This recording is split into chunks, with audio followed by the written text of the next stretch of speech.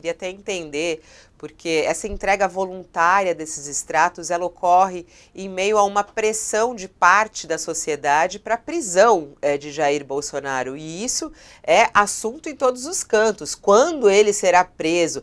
Cabe uma prisão preventiva ou não? Essa entrega voluntária pode ter a ver alguma coisa com isso, professor Mairovitch? Bom dia. Bom dia, Fabiola. Bom dia, Josias. Bom dia a todos. Sim, sobre o prisma legal, a gente está assistindo que o Bolsonaro está tentando melhorar a imagem dele perante a justiça. Ele não está mais trombando, ele já está se posicionando como bonzinho, como colaborador, como entrega espontânea, num momento em que o que mais se discute é a necessidade ou não da prisão preventiva dele.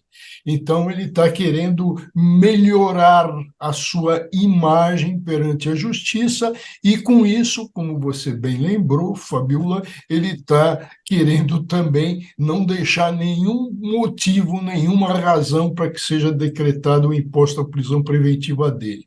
Juridicamente, essa é a estratégia. Se está assistindo essa mudança de postura dele, já em diversos casos, até pelo tom, ele mudou o tom de voz. Ele agora, quando se refere a questões judiciais, ele parece que está mais, aspas, calminho, mais menos irritado. É assim que eu vejo. Mas essa é a estratégia, professor Mairovitch, mas isso evitaria uma prisão preventiva? Quer dizer, isso realmente afasta um pouco mais a possibilidade de uma prisão dele, ele fazendo um gesto como esse? Olha, a prisão preventiva, que é uma prisão cautelar, ela se baseia, a gente tem dito aqui sempre, na necessidade, como garantia da ordem pública. Tá? A partir do momento em que ele se apresenta, dá uma tranquilidade, não ofende a ordem pública, se antecipa, se mostra colaborativo, ele vai tirando o quê? Ele vai tirando elementos que poderiam impor, pela necessidade, uma prisão preventiva.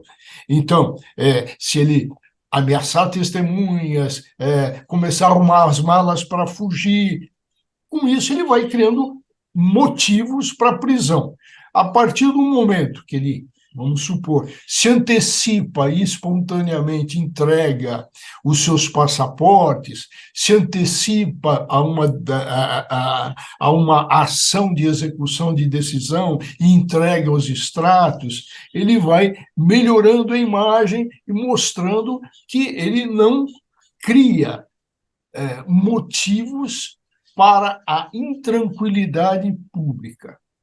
Ele não cria motivos para prejudicar apurações. É isso que ele vem fazendo nessa nova estratégia. Agora, do outro lado, tem essa história das joias, né? Que eles estão querendo colocar isso, construir a narrativa. A gente não gosta de usar esse termo, mas a gente acaba caindo nele. Construir a narrativa de que é normal ele receber esses presentes, que é normal ele vender esses presentes e é normal ele conseguir esses presentes de volta, né? Josias, ontem, quando a gente trouxe aqui a fala praticamente ao vivo do Flávio Bolsonaro lá na CPI, ele falando, se o Lula usa aquele relógio, por que o meu pai não pode pedir esses presentes de volta? Só que aí teve uma apuração muito interessante da Carol Brígido, aqui no UOL, com fontes do TCU, e diz que não, o TCU não vai devolver essas joias a ele. Para que Bolsonaro consiga essas joias de volta, que eles estão falando que é legítimo ele fazer esse pedido, ele vai ter que procurar a justiça comum. Será que vale esse desgaste? E esse não seria um desgaste? Seria a construção de uma narrativa de que isso é normal, é comum e é justo, Josias? É mais do que a construção de um enredo, Fabiola. Evidentemente, a defesa do Bolsonaro sabe que o TCU vai negar o pedido, não vai devolver as joias. O TCU sustenta exatamente o contrário, que as joias pertencem à União. Então, o pedido vai ser negado. E a defesa sabe disso. O que fará a defesa? Qual é o próximo passo? Ela vai judicializar a questão das joias. Há duas formas de judicializar. Ela pode apresentar um habeas corpus no Supremo pedindo a devolução das joias. Ou ela pode abrir um processo novo, novinho, em folha, na primeira instância do judiciário. Eu sou capaz de apostar com você, Fabiola, de que a defesa do Bolsonaro judicializará a questão das joias na primeira instância. Por que a defesa fará isso? Porque interessa aos advogados do Bolsonaro realçar que as joias constituem um problema da primeira instância e não do Supremo Tribunal Federal. Este caso, na opinião da defesa, deveria estar sendo tratado por um juiz de primeiro grau, não pelo Alexandre de Moraes no Supremo. Quando você judicializa no primeiro grau, você realça o problema. O advogado vai passar a levantar essa questão com maior tenacidade. Por que este caso continua sob a relatoria do Alexandre de Moraes na Suprema Corte, se o Bolsonaro já não dispõe de mandato de presidente e, pela jurisprudência do Supremo, ele seria hoje um réu, um suspeito a ser tratado pelo Ministério Público do primeiro grau e por um juiz de primeira instância. Então, quando você judicializa o caso das joias, como parece provável que a defesa fará na primeira instância, ela começa a exibir o paradoxo deste caso, que é, de fato, um paradoxo, é um problema. Em algum momento, o Supremo Tribunal Federal vai ter que sanear esses processos que envolvem pessoas que não têm prerrogativa de foro pela função que exercem e que continuam lá, sendo tratadas pelo Supremo Tribunal Federal. A defesa do Bolsonaro realçará esse problema, Fabiola. É justo ele pedir isso de volta, o professor Bairovic? Faz sentido? E como é que seria esse processo na justiça comum? Porque ele não tem mais foro privilegiado. Se ele quiser essa joia de volta, ele precisa ir bater na porta da justiça comum falando isso é meu, me pertence, eu quero de volta? Olha, eu convido a todos para a leitura do meu artigo de ontem, onde eu tratei exatamente isso, tá? Mas o que eu queria, respondendo à tua pergunta, é entrar. A primeira chave de leitura o Josias fez e com a competência de sempre. Eu gostaria de trazer uma segunda chave de leitura que está ligada, correlacionada àquilo que a gente falou antes, dessa mudança de imagem do Bolsonaro. O que ele quer fazer agora? Ele quer dar uma aparência de que ele é um legalista, ele está sempre ao lado do Estado de Direito. Então, o que ele faz com tudo isso? Ele sustenta que o presente é personalista. Vem de um personalismo, quer dizer, é para a pessoa certa, é para ele e não para o Estado Nacional. Isso é um entendimento. Com isso, o que ele quer fazer? Ele quer criar argumentos para quebrar o dolo do crime de peculato. Existe um crime de peculato, está bem caracterizado. Ele quer mostrar que ele não teve a intenção de se apropriar disso, mas simplesmente ele imaginava, pensava e foi até a justiça para saber se aquilo era ou não dele. Dá para perceber essa mudança, essa reviravolta com relação ao posicionamento jurídico do Bolsonaro. Ele está, primeiro, em razão da prisão preventiva, segundo, em razão dos crimes que estão aí e que estão consumados e descaradamente comprovados, não há dúvida sobre isso. Então, ele usa essa segunda imagem, mas sempre sem agressividade, sempre buscando ou fingindo buscar um caminho de legalidade. E essa é a estratégia dele. Agora, discutir se essas joias são ou não deles, ele vai buscar o quê? Vai buscar um juízo competente.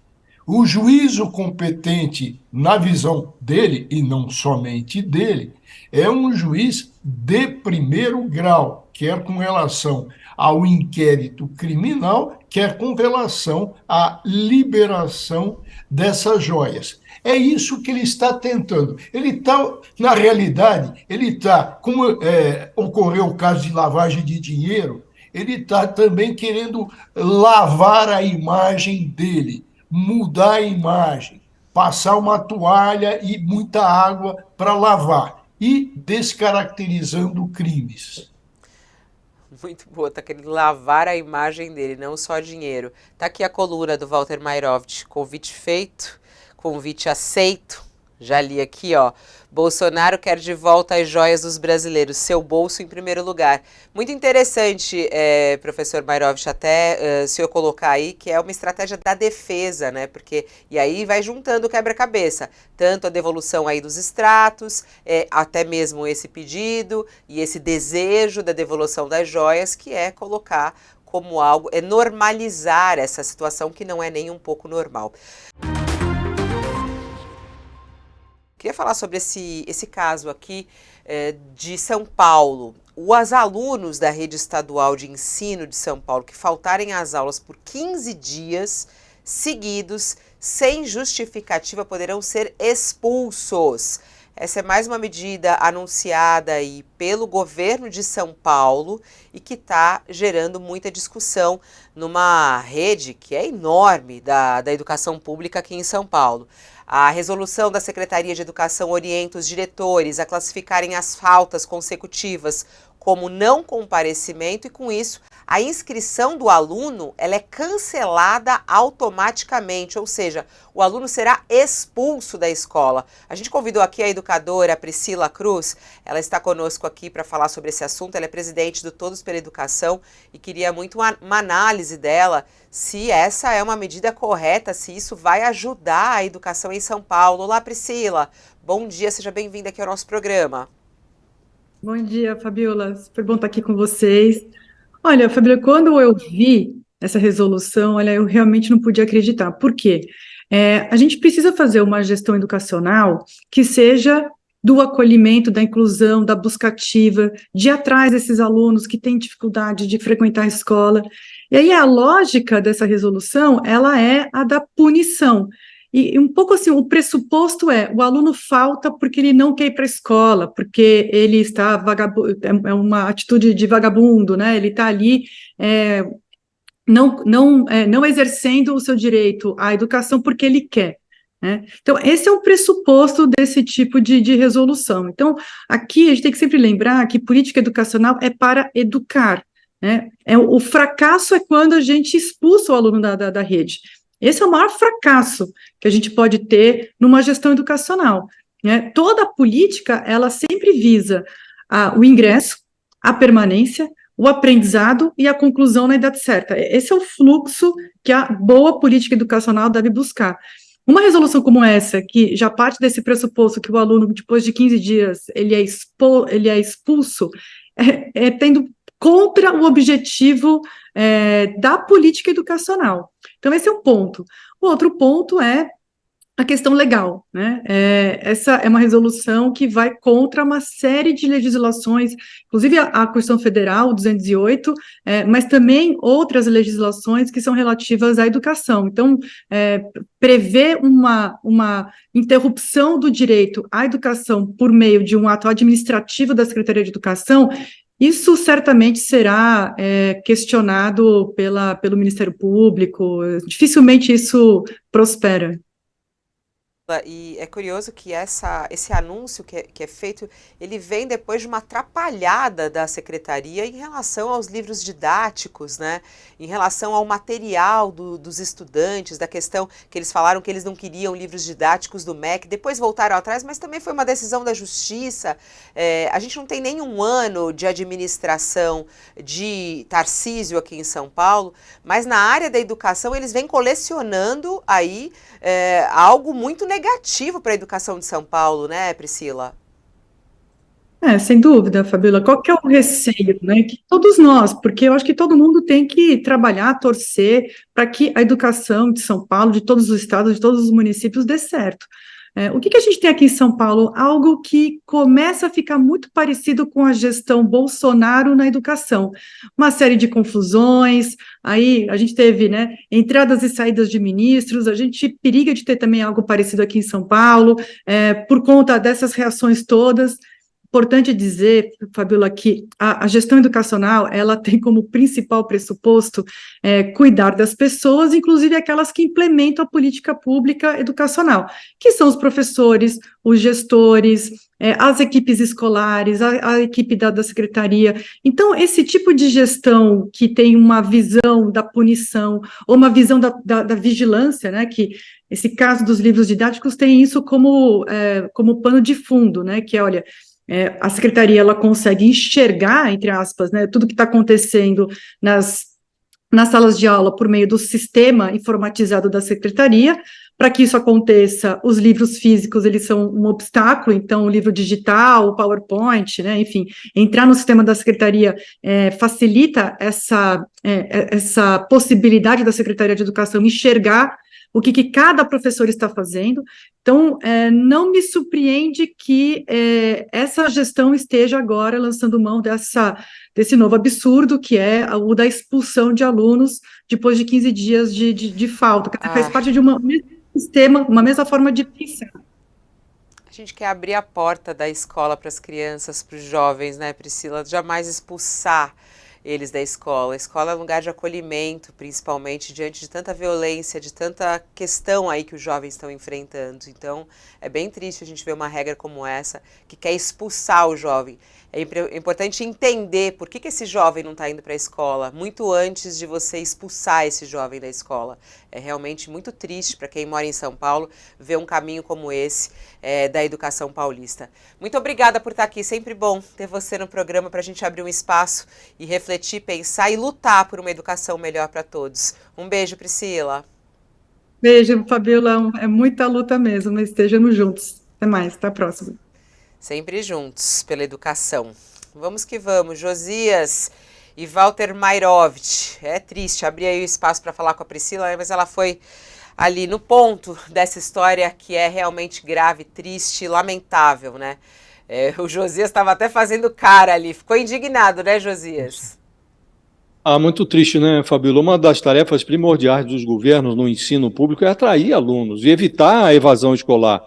Quando o aluno falta, o Estado precisa acionar o que se convencionou chamar de busca ativa. Você vai atrás, vai descobrir por que o aluno está faltando, vai criar condições para que aquele aluno retorne para a sala de aula. Mas em algumas áreas, entre elas a área educacional, o governo de São Paulo, na gestão de Tarcísio de Freitas, exerce a incompetência com enorme competência.